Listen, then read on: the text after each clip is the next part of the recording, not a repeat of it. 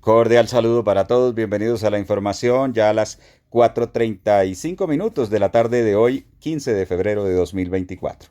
Llegamos con las noticias y comenzamos. Bueno, señores, un experto en petróleos dice que la gasolina corriente en Colombia nos la están cobrando por encima del precio internacional, 2.400 pesos.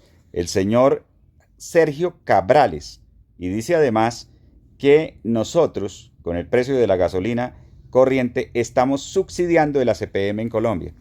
Pero además, dice que son aproximadamente $500 millones mensuales lo que nos están cobrando por encima del precio internacional. Eso es un abuso de poder impresionante, desfondándonos el bolsillo y con esta economía que está despiporrada en este gobierno.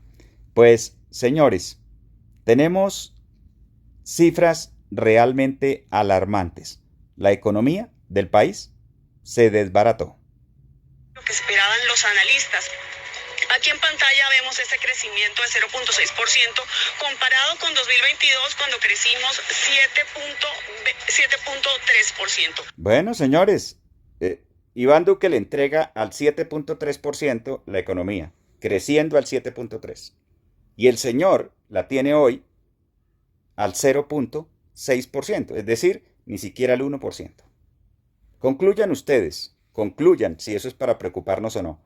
Pero para preocuparnos más todavía, escuchen esto.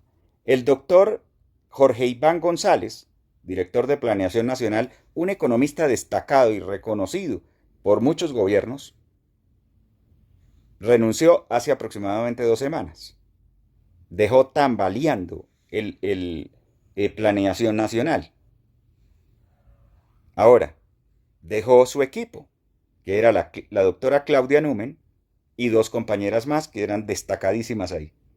Pues, ¿cómo les parece que acaban de renunciar también? Es decir, el país no puede ir peor. ¿Y por qué renuncia todo este equipo? Según investigamos, es por lo que las está obligando o los está obligando Gustavo Petro a hacer, que es a incumplir las reglas de oro de la economía y la forma como se debe manejar con pulcritud el dinero de los impuestos de los colombianos. Él quiere hacer lo que se le da la gana, no solo con la economía, con la salud, con la seguridad, con todo. Pero en este momento está jugando con 13 billones de pesos y ellos no pueden aceptar eso. Puesto del Gobierno Nacional para el 2024, ¿qué es lo que está pasando con un decreto? Hay varios decretos, hay personas del equipo económico del gobierno que se están yendo. Y esto pareciera ser un mal síntoma. Hay pronunciamiento del Fondo Monetario Internacional. En fin, quisiera que pudiéramos entender bien por qué es importante que estemos atentos a lo que está ocurriendo con el manejo del dinero en el gobierno Petro. Quiero saludar a 2 exministros de Hacienda. Saludo, por supuesto, a Juan Camilo Restrepo. Bienvenido a Semana.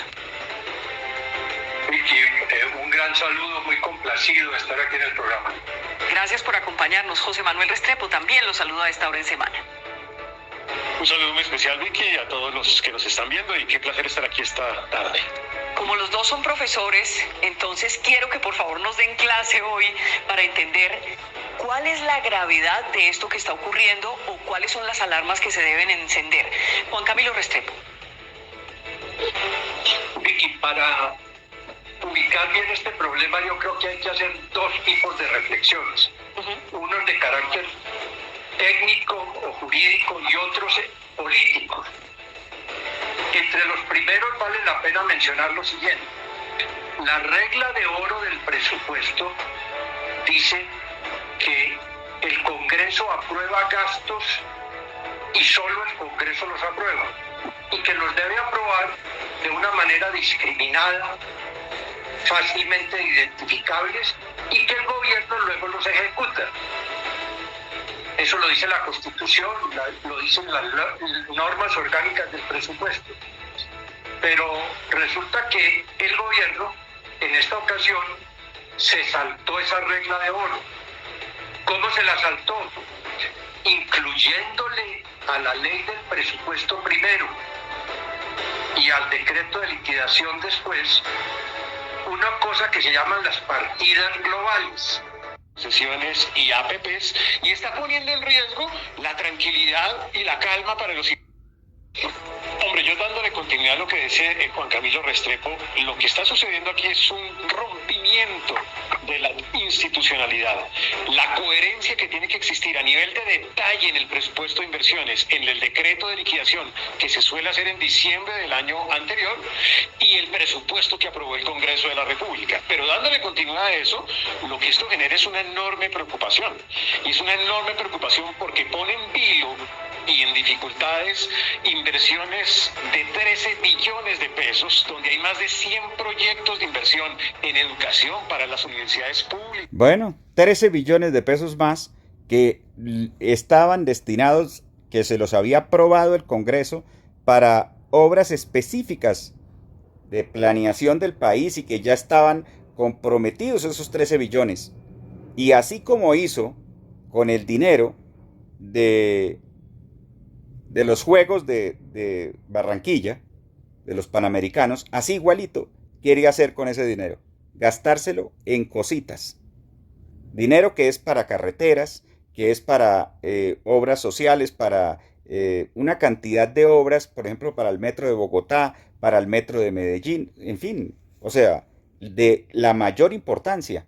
La gravedad es impresionante.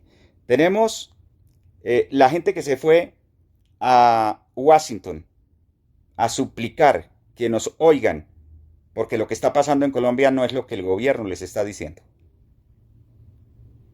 Acabamos de salir de la reunión con el secretario Almagro, aquí en la OEA, y le dijimos que tenemos una preocupación muy grande por la rama judicial colombiana, que ha venido siendo atacada por el presidente Petro. Primero, amenazándola de querer dar golpes blandos por tomar decisiones judiciales contra miembros de su partido. Y ahora, dándoles un asedio con banderas del M-19, lo que nos hacía pensar en los nefastos hechos del Palacio de Justicia y en el miedo que deben sentir hoy los magistrados de sentirse presionados. Pedimos respaldo para la rama judicial colombiana.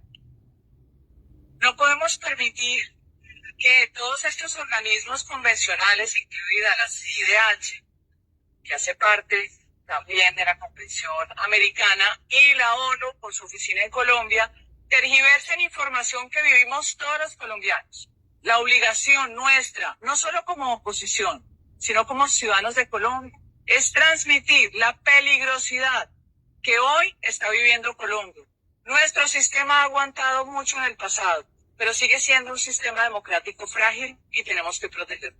Gustavo, hablamos del secuestro colectivo que sufrió la Corte en la última semana, pero también por los más de 300 secuestros que se han presentado en Colombia en medio de los acuerdos al cese al fuego, y no queremos más pactos de impunidad con las organizaciones narcoterroristas. Gustavo Petro no es una víctima, es el victimario, es él quien está atacando la institucionalidad y poniendo en riesgo la vida de los colombianos. Hoy la democracia de Colombia está en riesgo y apoyamos totalmente a la justicia colombiana y hemos venido a pedirle el apoyo a la Organización de Estados Americanos para que respalde la independencia de poderes. Bueno, señores, son 5 senadores de la República, a los cuales agradecemos, que están allí defendiendo a capa y espada a la democracia de todos los 50 millones de colombianos, porque luego de esa reunión con Almagro se dirigieron para el Congreso, allí el Senado de los Estados Unidos, donde van a hablar con los senadores y también a explicarles lo que realmente está pasando en Colombia. Es seriamente una preocupación inmensa lo que ocurre en Colombia. Escuchemos un mensaje de Gustavo Petro. Dice: todos los que excluyen a la CIDH o a la ONU de sus países no solo lo hacen porque no quieren saber de derecho internacional humanitario, sino porque desencadenan dictaduras y genocidios. Son la Videla, Netanyahu y Pinochet de hoy. Son los de hoy, ¿no? Aprendices de Hitler. Pues ese mensaje es para el señor, su gran amigo, su mejor amigo, Maduro, que le dio ultimátum a la CIDH para que salgan de Venezuela en 72 horas. La gente de la ONU tiene que irse. Esto es para comentar y compartir.